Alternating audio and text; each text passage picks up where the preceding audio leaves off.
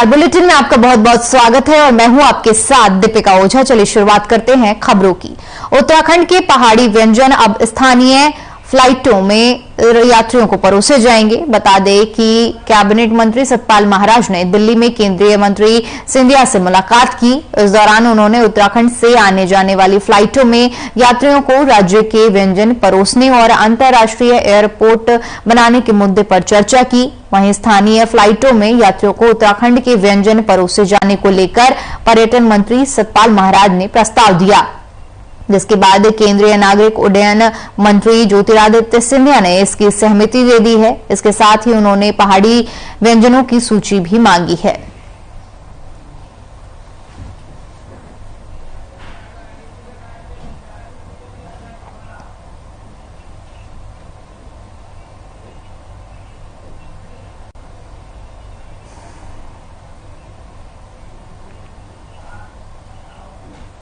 वहीं देहरादून से इस वक्त की बड़ी खबर आ रही है सामने, जहां पर आपको बता दें कि बीजेपी प्रदेश अध्यक्ष का कुमाऊं दौरा, महेंद्र भट्ट बैठक करेंगे। इसके साथ ही साथ आपको बता दें कि कच्छ विधानसभा के कार्यकर्ताओं के साथ बैठक करेंगे। किच्छा बीजेपी प्रदेश अध्यक्ष का कुमाऊं दौरा, जिसको लेकर अहम जानकारी हम आपके साथ साझा कर रहे हैं। काशीपुर में नवनियुक्त जिला अध्यक्षों के साथ बैठक होगी।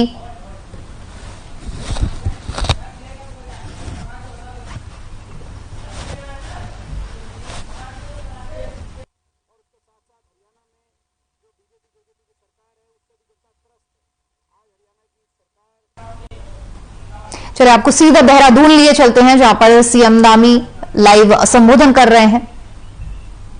यूएससी के ऑफिसर कर्नल जसविंदर सिंह जी, पुनीत मित्तल जी, मंच पर उपस्थित हमारे सभी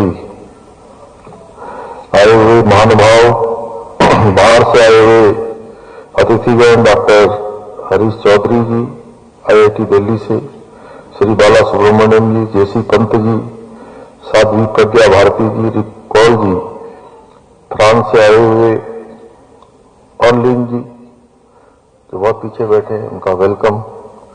Parsa Mohan ji Portberg from Germany से, और सभी आए हुए हमारे अतिथिगण, जिनको अगले 2 दिनों तक बहुत सारे अपने तमाम सारे अनुभव, तमाम सारी जानकारियां हमारे सभी स्कूल के अध्यापकों के साथ, प्राध्यापकों के साथ, प्रिंसिपल के साथ जिन्होंने साझा करनी है। और इस कार्यक्रम में जिनके निमित्त ये कार्यक्रम हो रहा है, हमारे शिक्षा जगत से जुड़े हुए सभी शिक्षकगण। मैं सबसे पहले तो पीपीएससी द्वारा आयोजित इस अंतर्राष्ट्रीय कॉन्फ्रेंस में पधारे शिक्षा जगत से जुड़े हुए आप सभी महानुभावों को देवभूमि उत्तराखंड आगमन पर आप सबका मैं अपनी तरफ से, उत्तराखंड वासियों की तरफ से हार्दिक स्वागत एवं अभिनंदन करता हूं। आप सभी वर्तमान युग के, सच माने तो युग दृष्टा ऋषियों के समान हैं, जो लगातार समाज को निरंतर रूप से प्रबुद्ध बनाने का काम कर रहे हैं। हमारे नौनिहालों के अंदर तमाम प्रकार से उनको, जो उनके माता पिता ने पहले संस्कार देने का काम करते हैं। जब बच्चा पैदा होता है तो माता पिता संस्कार देते हैं और पहली शिक्षा देने का काम माता पिता करते हैं। लेकिन उसके बाद जीवन में उनको कहां जाना है, वो किस जगह पर जाकर खड़े होंगे, किस प्रकार से उनका जीवन आगे बढ़ेगा, वह सुनिश्चित करने का कोई काम करता है तो आप सब लोग करते हैं जो इस सभागार में बैठे हैं। इसलिए मैं आप सभी का और स्वागत करता हूं। और प्राचीन भारतीय शिक्षा पद्धति जो हमारी थी, उसका मुख्य उद्देश्य था कि जो विद्यार्थी हैं उनके अंदर आत्मनिरीक्षण वो स्वयं करें, स्वयं को जानने और स्वयं को समझने योग्य बने। यही हमारी प्राचीन शिक्षा पद्धति थी। और मैं मानता हूं कि किसी भी विद्यार्थी के लिए आत्म साक्षात्कार अत्यंत आवश्यक है। अगर उसके अंदर आत्म साक्षात्कार का भाव जग जाए तो जीवन में निश्चित रूप से अपने शिखर पर पहुंचेगा। और ये जगाने का काम कोई और नहीं करेगा, ये जगाने का काम आप सब लोग करेंगे। और हमारे स्पीकर जो आए हैं वो हम सबको तमाम तरीके से जो नए नए परिवर्तन हो रहे हैं, नए नए आविष्कार हो रहे हैं, नए नए शोध हो रहे हैं, नए नए अनुसंधान हो रहे हैं, उन सब से परिचित करवाने का काम, उन सब से हमारा साक्षात्कार करवाने का काम आप सबके माध्यम से होगा। और निश्चित रूप से 2 दिन तक चलने वाला ये हमारा शिविर, 2 दिन तक चलने वाला चिंतन और मंथन, और एक दूसरे से तमाम प्रकार की बातें साझा होंगी। जहां स्कूलों के जो हमारे अध्यापक आए हैं, प्राध्यापक आए हैं, उन सबके साथ में रहने से एक हमारी पर्सनल बॉन्डिंग भी होती है, एक दूसरे को समझने का अवसर भी मिलता है। और एक स्कूल दूसरा स्कूल किस प्रकार से आज नए नए काम कर रहे हैं, प्रोग्रेसिव काम कर रहे हैं, उन सबको हमको समझने का अवसर भी मिलता है। और मैं मानता हूं कि आप सब लोग इस 2 दिन के चिंतन से, मंथन से जो अमृत निकलेगा, वह अमृत हमारे आने वाले नौनिहालों के लिए एक लंबा रास्ता तय करेगा। उनको जहां आत्म साक्षात्कार की ओर ले जाएगा, वहीं उनको जीवन में किस राह में जाना है वह भी दिखाने का काम करेगा। मैं पीपीएससी द्वारा जो लगातार हमारे विद्यार्थियों की प्रतिभा, उनके द्वारा उपलब्ध अवसरों के मध्य दूरी को कम करने के लिए लगातार इस प्रकार के कार्यक्रम किए जाते हैं। मैं आज प्रेम जी से पूछ रहा था तो उन्होंने मुझे बताया कि देश से विदेशों से लगातार आप सबको यहां बुलाते हैं, सबको बुलाकर यहां उनके जो ज्ञान है, उनके जो अनुभव हैं, सभी पर साझा करवाते हैं। उसके लिए मैं आपको बहुत बधाई देता हूं। एसोसिएशन के माध्यम से समय समय पर आपके जो सुझाव हैं हमको भी प्राप्त होते रहते हैं, राज्य सरकार को भी प्राप्त होते रहते हैं। आपके सुझाव अत्यंत ही महत्वपूर्ण होते हैं।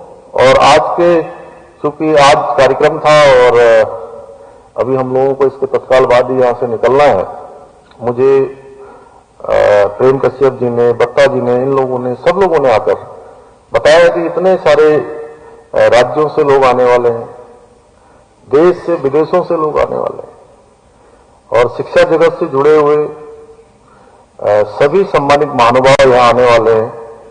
तो मैं भी अपने आप को सौभाग्यशाली मानता हूं कि आप सबसे आकर, आपके कारण से मुझे भी इतने सारे लोगों से मिलने का अवसर प्राप्त हुआ। और पीपीएससी, प्रौद्योगिकी, कौशल और स्कूली पाठ्यक्रम पर खुली और रचनात्मक चर्चा द्वारा विचारों के आदान प्रदान हेतु एक आदर्श वातावरण प्रदान होता रहा है, आगे भी होता रहेगा।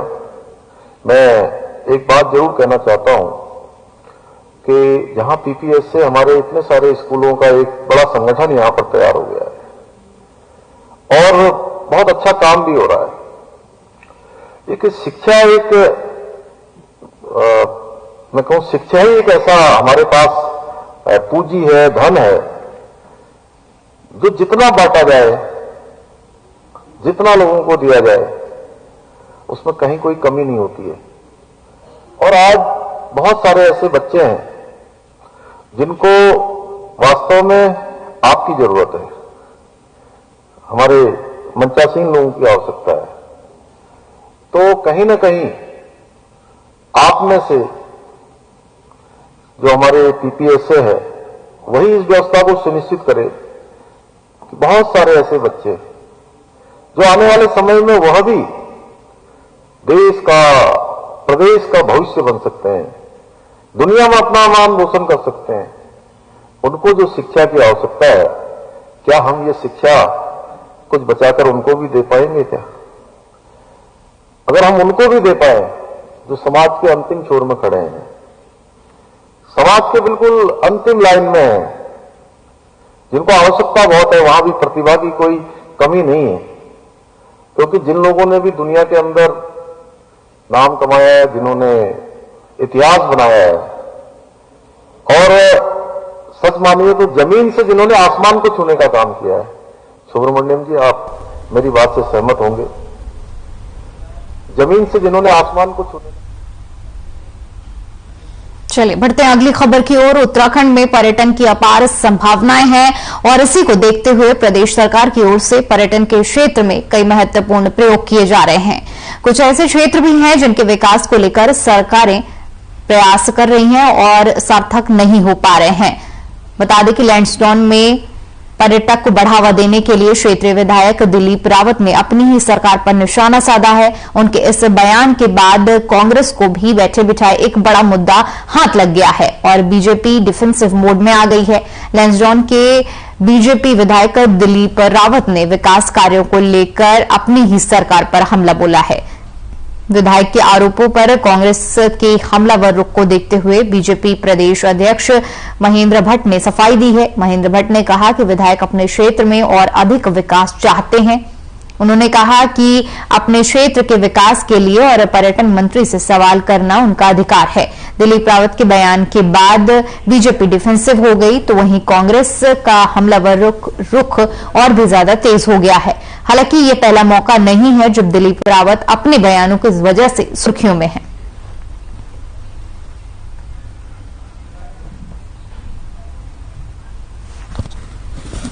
जब से हमारा उत्तराखंड प्रदेश की स्थापना हुई उसके बाद एकदम से जो है लैंसडाउन एक नया पर्यटक स्थल के रूप में सामने आया और लेकिन हमने कई बार प्रयास किए हैं। सरकार की तरफ से जो गंभीरता दिखानी चाहिए थी एक पर्यटक क्षेत्र के विकास के लिए वो नहीं हो पाई है। वास्तव में मैं स्वीकार करता हूं, लेकिन मैं अपने व्यक्तिगत प्रयास से और लोगों के सहयोग से हम 2-3 स्पॉट वहां जो है तैयार कर रहे हैं ताकि लोगों को यहाँ मनोरंजन हो सके और दर्शनीय स्थल दिख सके।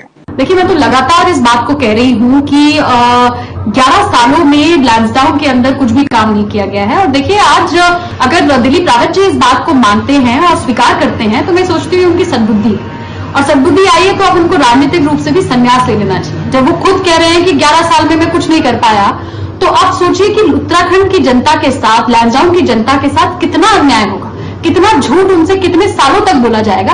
अब सच में वाकई ये समय आ गया है कि अब वो जब इस चीज पर मान गए हैं, मुझे नहीं लगता जो व्यक्ति 11 साल में किसी क्षेत्र के अंदर कुछ नहीं कर पाए हो वो आगे भी कुछ नहीं करने वाले। दिलीप रावत जी और विकास चाहते हैं, इन्हें विधायक के नाते अपने पर्यटन मंत्री से प्रश्न करना, उनसे और आश्वस्त रहना ये उनका अधिकार है।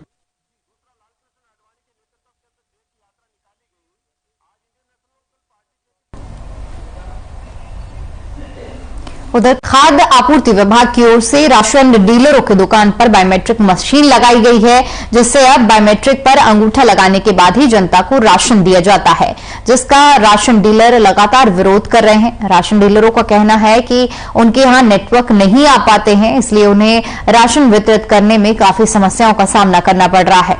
अब विभागीय मंत्री रेखा आर्या ने कहा कि बायोमेट्रिक व्यवस्था अपने आप में जीरो टॉलरेंस और जीरो भ्रष्टाचार की दृष्टिकोण से चलाई गई है। बायोमेट्रिक व्यवस्था से यह फायदा होता है कि जितना राशन वितरित होता है उतना ही राशन उसको अलाउड किया जाता है।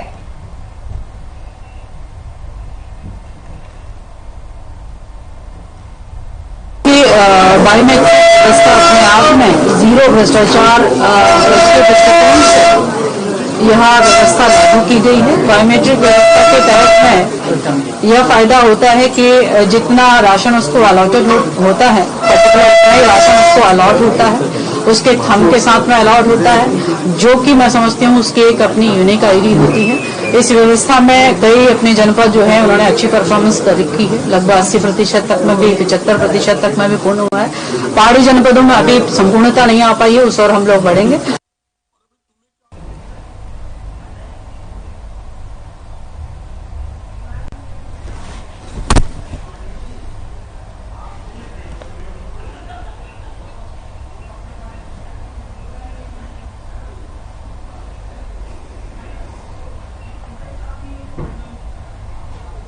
देहरादून पुलिस को एक बड़ी सफलता हाथ लगी है। आपको बता दें कि पुलिस ने एटीएम बदलकर ठगी करने वाले शातिर अपराधियों को गिरफ्तार किया है। साथ ही पुलिस ने स्मैक तस्कर और एक हत्यारे को भी गिरफ्तार किया है। जनपद में बढ़ रहे अपराध के नियंत्रण में एसएसपी की तरफ से कार्रवाई की गई है, जिसमें बता दें कि देहरादून में एक टीम लगाई गई थी, जिसके अंतर्गत एटीएम बदलकर ठगी करने वाले के साथी गिरोह का एक सदस्य गिरफ्तार हुआ है, जिसकी पहचान प्रदीप कश्यप पुत्र चंद्रभान कश्यप निवासी मावली थाना देवबंद जिला सहारनपुर के रूप में हुई है।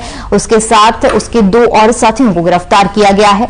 वहीं अगर बात करें तो सहारनपुर थाना क्षेत्र अंतर्गत की तो वहां से 15 ग्राम अवैध स्मैक के साथ तस्करी करने वाले 2 आरोपियों को गिरफ्तार किया गया है और तीसरे मामले में अररिया जिला बिहार का रहने वाला रंजीत सिंह, जो कि वर्तमान थाना रायपुर क्षेत्र में रह रहा था, उसने अपनी पत्नी की हत्या घरेलू हिंसा के अंतर्गत कर दी थी।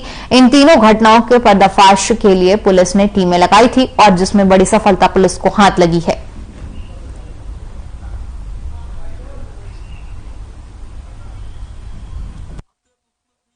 आज लगभग 15 ग्राम, इसका मतलब है कि 1.5 लाख के लगभग इसमें बरामद हुआ है। इसमें 2 मुलजिम पर अरेस्ट कर लिए गए हैं। इससे पहले आपको बता दूं कि हमने पिछले हफ्ते 40 ग्राम का इसमें बरामद किया था, लगभग 4.5 लाख का उसकी कीमत है। इस केस में परसों ही हमने 36 ग्राम का इसमें बरामद किया, उसका लगभग 4 लाख की कीमत, और कल ही हमने 25 ग्राम का इसमें हमने बरामद। सरकार ने भले ही अंकिता भंडारी हत्याकांड के आरोपियों को कड़ी से कड़ी सजा दिलाने के लिए एड़ी से चोटी का जोर लगाया हो, लेकिन अंकिता हत्याकांड पर राजनीति खत्म होने का नाम नहीं ले रही है। हरीश रावत भले ही राजस्थान में भारत जोड़ो यात्रा में शिरकत कर रहे हों, लेकिन रावत ने अंकिता हत्याकांड में वीआईपी का नाम उजागर करने की मांग को लेकर राजस्थान से लौटने के बाद एसआईटी ऑफिस के बाहर धरने पर बैठने का ऐलान किया है। वहीं कैबिनेट मिनिस्टर सुबोध उनियाल ने हरीश रावत पर तंज कसते हुए कहा कि बढ़ती उम्र के चलते हरीश रावत का दिमाग काम नहीं कर रहा है, इसलिए वो ऊट पटांग की बयानबाजी कर रहे हैं।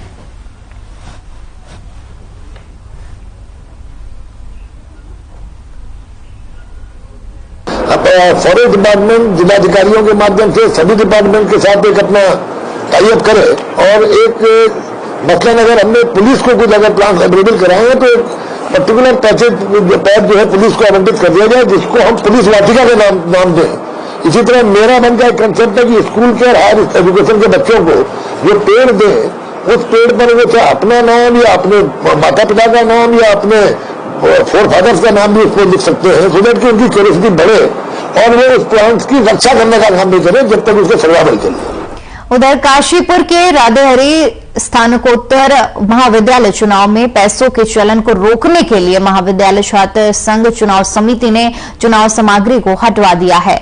बता दें कि आदर्श छात्र संघ चुनाव आचार संहिता की सिफारिश के अनुसार छात्र संघ चुनाव में तैयार की गई चुनाव सामग्री प्रिंटेड नहीं होनी चाहिए, तो दूसरी तरफ छात्र नेता बड़े स्तर पर प्रिंटिंग प्रेस का सहारा लेकर लाखों रुपए के बैनर प्रिंट करा रहे हैं।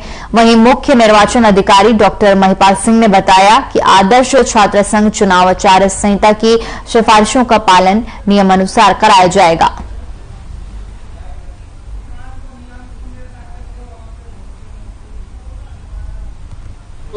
संबंधी जो लिंदो सिफारिशें हैं और जो संविधान है वो ये कहता है कि महाविद्यालय परिसर में या परिसर के 100 मीटर के दायरे में किसी भी प्रकार का कोई प्रिंटर मटेरियल नहीं होना चाहिए, फ्लैक्सी नहीं होनी चाहिए। तो जो प्रत्याशियों ने, जिन विद्यार्थियों ने ये फ्लैक्सी या प्रिंटेड पोस्टर लगाए हैं, उनको हमारा अनुशासन मंडल हम लोग मिलकर इसको हटा रहे हैं और कोशिश कर रहे हैं। हमने बच्चों को भी आगाह किया है, विद्यार्थियों को भी आगाह किया है कि वो तुरंत अपने आप हटा लें। और आपने देखा जो भवन स्वामी थे, जिनके भवनों पर भी पोस्टर या प्रिंटेड फ्लैक्सी लगी थी, उन्होंने खुद अपने आप भी ये फ्लैक्सी या प्रिंटेड पोस्टर हटाए हैं। वहीं उत्तराखंड के चर्चित अंकिता हत्याकांड के तीनों आरोपियों के गिरफ्तारी के खिलाफ बताते चले कि एसआईटी ने संगीन धाराओं में कोटद्वार जीएम कोर्ट में चार्जशीट दाखिल कर दी है। अंकिता हत्याकांड की पुलिस और एसआईटी ने 86 दिनों तक जांच करने के बाद कोर्ट में अपनी चार्जशीट पेश की है। शासकीय अधिवक्ता जितेंद्र रावत ने जानकारी देते हुए बताया कि अंकिता हत्याकांड में एसआईटी ने 97 लोगों को अपना गवाह बनाया है, जिनके बयानों के आधार पर अंकिता के गुनहगारों को कड़ी सजा दिलाई जा सके। उधर दूसरी ओर अंकिता हत्याकांड के आरोपी पुलकित सौरभ और अंकित के नार्को टेस्ट और पॉलीग्राफी टेस्ट की अनुमति को लेकर कोटद्वार जीएम कोर्ट अपना फैसला सुनाएगी।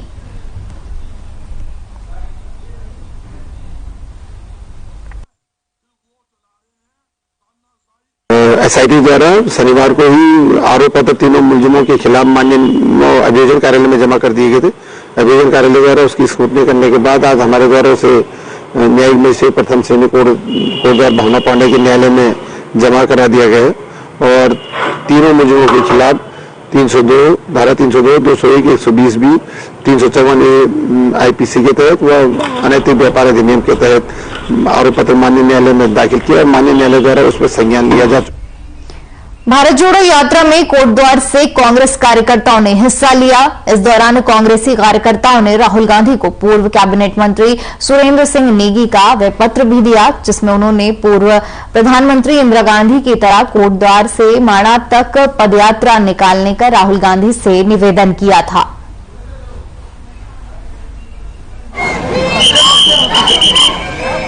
मुझे भी इस यात्रा में जाने का मौका मिला तो उत्तराखंड, उत्तर प्रदेश, हरियाणा और राजस्थान स्टेट में हमने रास्ते में कई जगह रुके तो महसूस किया कि लोग बहुत प्यार से, नफरत की बात छोड़कर बहुत प्यार से कर रहे हैं। इवन ये भी कि अगर हमें बाथरूम की कहीं जगह अगर किसी में महसूस हुई तो लोग अपने घरों तक ले गए हमें। और दूसरा उनमें महंगाई का बहुत बड़ा गुस्सा है लोगों में कि सिलेंडर और अन्य चीजें बहुत महंगी होती जा रही है। भारत जोड़ो यात्रा में हम लोगों ने दौसा जिले में जाकर के उन्हें ज्वाइन किया और यहाँ से हमें हमारे पूर्व मंत्री श्री सुरेंद्र सिंह नेगी जी ने एक लेटर दिया था जिसमें उन्हें इनवाइट किया है कि वो यहाँ से 1979 की तर्ज पे जब पूर्व प्रधानमंत्री स्वर्गीय इंदिरा गांधी जब यहाँ से कोटद्वार से बद्रीनाथ केदारनाथ जी गई थी तो उसी तर्ज पे उन्हें इन्वाइट किया गया है। उस लेटर को देने के लिए हम लोग यहाँ से गए। उधर लालकुआं के बेड़ी पड़ाव क्षेत्र में स्थित एक निजी यूनिवर्सिटी में पुलिस की ओर से जागरूकता अभियान चलाया गया, जिसमें एसपी क्राइम हरबंस सिंह और पुलिस क्षेत्राधिकारी अभिनय चौधरी मौजूद रहे। जागरूकता कार्यक्रम के तहत यहां छात्र छात्राओं को उत्तराखंड पुलिस ऐप के बारे में जानकारी दी। मौके पर सैकड़ों छात्र छात्राओं के मोबाइल पर प्ले स्टोर के माध्यम से उत्तराखंड पब्लिक ऐप डाउनलोड करवाया गया। इस दौरान एसपी क्राइम हरबंस सिंह ने जानकारी देते हुए बताया कि मौजूदा समय में बढ़ती दुर्घटनाओं और साइबर क्राइम एवं महिला अपराध को रोकने के लिए उत्तराखंड पुलिस ने ये ऐप लॉन्च किया है। मैं आज एक रैफिगरा यूनिवर्सिटी पहुंचा हूं। यहाँ पर पूरे कॉलेज के बच्चे से इंटरेक्शन हुआ है और सभी बच्चों को उनके बेटर फ्यूचर के बारे में बताया गया है कि उनका फ्यूचर बेटर कैसे हो सकता है और उनके फ्यूचर को क्या क्या चीज़ें प्रभावित करती हैं नेगेटिव तरीके से, नकारात्मक तरीके से, उसके बारे में बताया गया है। इसमें जो ड्रग्स है ये बहुत बुरी चीज़ है किसी भी व्यक्ति के विकास को रोकने। विंटर कार्निवल को लेकर उप जिलाधिकारी ने बैठक की, जिसमें होटल एसोसिएशन, व्यापार मंडल, नगर पालिका परिषद और सभासद सामाजिक संस्थाओं के लोग शामिल हुए। बैठक में विंटर कार्निवल को लेकर रूपरेखा तैयार की गई। साथ ही स्थानीय कलाकारों द्वारा के अलावा वडाली वधु नरेंद्र सिंह नेगी, प्रीतम भरतवाड़ा, मीना राणा, संगीता डोंडियाल विंटर कार्निवल का मुख्य आकर्षण रहेंगे।